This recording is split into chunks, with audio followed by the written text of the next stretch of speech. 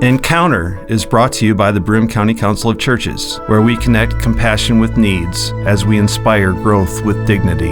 You'll find us in special places throughout the community. For those who remain hungry, we provide meals. For those who are challenged, we build wheelchair ramps. We comfort those who are ill, minister to those who are confined, and we remain an advocate for change and understanding on behalf of every element of our community. Connect and inspire. Encounter the Broome County Council of Churches. Good morning. I didn't mean to frighten you. I'm Jeff Kellam. I'm your host on Encounter today. How are you? How are you doing? I don't really expect an answer. Often when people ask that question, they don't expect us to say anything much in return. You do bump into that pesky person now and then who tells you far more than you needed to know about how you're doing. When you answer that question, though, seriously, you might answer it in three dimensions: body, mind, and spirit. And maybe, your body's doing fine, but you're feeling a little bit spiritually, at sea maybe. Or maybe spiritually you're doing great, but you've got that thorn in the flesh, that little bothersome thing, or maybe that illness that you can't shake or that is shaking you. We could ask the same question, of course, of a faith community. How's it doing? And again, it might be three-dimensional, but it would be reversed perhaps, spiritually, and then in mind, and then in body. Churches spend a lot of time on the spiritual part, and a little bit more sometimes too on the mind part with their educational programs. But when we talk about the physical part, that might be a little bit odd for a church or a synagogue or a mosque to be thinking about the physical health of folks. Well, to help us explore how we're doing in body, mind, and spirit, I've invited Kathy Medovich to come and be with us. You are the coordinator of what we've been calling parish ministry for a number of years, and is now Faith Community Nursing. That's right. And you're at Lourdes Hospital. You're employed there. You are an Episcopalian. I know that about you, working for a Catholic hospital. Yes. And it might be interesting to begin by looking at, we have Catholic hospitals, we have hospitals that have been started by religious communities for generations. A lot of hospitals started as religious organizations. That's right. Or were started by them. So there's been a historic connection between body and spirit. That's right. Let's talk a little bit about that as we begin. Yeah. And you're a registered nurse. I am a registered Yes. nurse, and you are correct, I am employed by a faith-based organization which does support the philosophy of parish nursing or faith community nursing, which it's nationally known for. And we are ecumenical. I just want to get that word out, that definitely people get this misconception that we're just Catholic, and that's not the case. Yeah. And we are national and internationally known. We are known all over the world through the International Parish Nurse Resource Center, and also we're aligned through the Health Ministry Association. And we are currently going through the certification process, and we are definitely recognized as a specialty role internationally.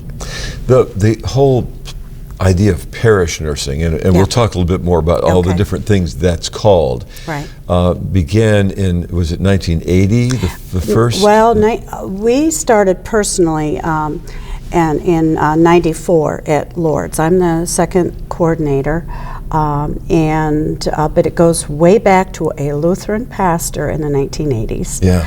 And Dr. Granger Westberg was the father of the program. And so it's basically in the infancy stage of development and trying to get the word out into our faith communities. And it's a Judeo-Christian background, and we're now affecting all faiths, and including the Muslim faith. So it's not only ecumenical, but it's also interfaith. Absolutely. There was a wonderful quotation here with, and I'm not going to find it now that you've mentioned his name, the Reverend Granger Westberg. Yes. And perhaps I saw it online rather than...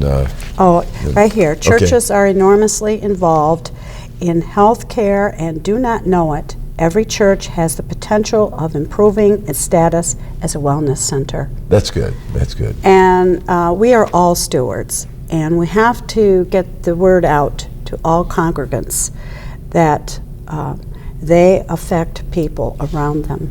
When they come into church, it's not just about them, it's about everybody in the church. We are a church, we are community, community of faith. And we are it's our responsibility to not only take care of ourselves, but the whole community. And within a community of faith, if there is one person suffering, then the whole community, in a sense, shares in that suffering. That's right. So when we talk about health ministries within the church, let's talk specifically about some ways that affects the whole body of the church. I'm particularly thinking of, do we do blood pressure checks? Are we giving flu shots? Are we doing community gardening? What are the different things that you do to talk about nutrition and wellness? Well, first of all, we are a non-hands-on specialty program. And what that means in a nutshell is that we can advocate, we can refer.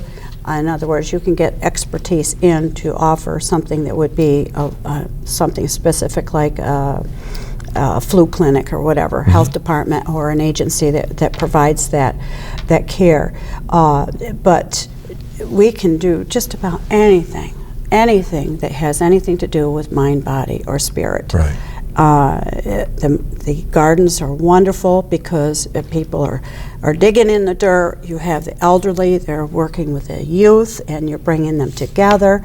You're providing fresh fruits and vegetables, which is wellness, and it's all part of nutrition. You have visitors coming out to the homebound and the sick. You have all your pastoral teams. You have Stephen Ministry, for instance. You have ecumenical Eucharistic ministers. It comes in many ways. You can have health fairs, you can get seminars, you can have guests come in and provide education. You can affect the elderly, you can affect the youth.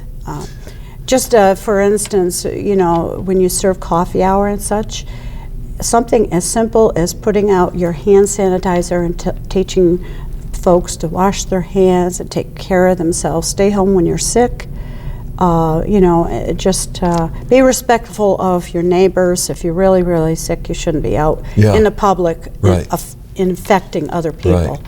Right. So that education can be out there.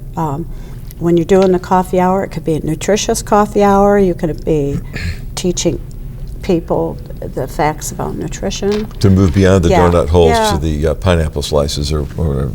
In my church personally right now, we have a huge care team board, and it's all about heart this month. And we have some Valentine's prayers and such up there, but we have healthy heart information, nutrition, all that for right now for February. And so each month we're doing something a little different, and it's in the same hall as where we have our coffee hour. So it's right there. Yep. We do have a lending library. We have all kinds of brochures for folks, and they're at each door, so people can't avoid them. They're right there. They're visible for folks. And also privately in the bathrooms, believe it or not, we started a program, backdoor reading, from your parish nurse or your faith community nurse. And that can be sensitive topics, which you don't want to be advertising publicly. You're talking about a little poster within the restrooms. In the restroom that, talks about family violence, domestic issues, your addictions, particularly all your wellness checkups. The men have to go for prostate cancer checks, the women have breast cancer checks, mammography. So all those are sensitive, kind of private topics that you're not going to be wanting to put on the bulletin board for everybody to see. Right. But those are kind of they're important, but they're out there in a more sensitive private area, and so you're affecting. And also, the churches are a greater, it's a building for the greater community. Most churches are utilized throughout the week, aside from just your services during those specific times of worship. They're utilized for many groups. Sure, community groups finding open doors almost every evening. Many churches will have the lights on. And right.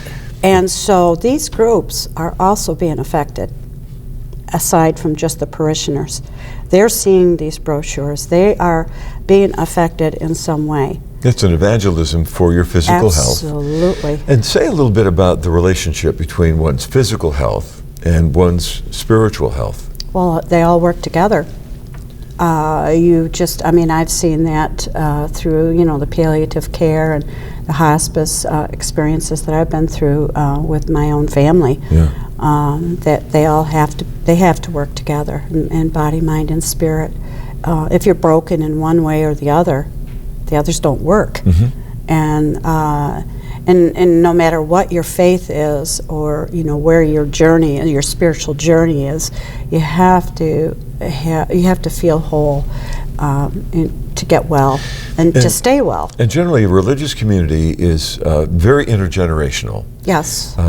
We rue the day that we lost so many young people, I guess, and younger people, but for the most part, they're still the strongest churches have, from the most elderly down to the youngest ones in our midst, babes in arms. So there is an intergenerational community that is just a wonderful evangelistic field for feeling good and finding your best health practices. That's right. Which you're not going to find necessarily in other arenas of our public life. That's right. When we talk about this faith community nursing, now we're not all nurses. I guess we can nurse one another. I think my wife certainly nurses me when I'm not doing well, and I try to return the favor.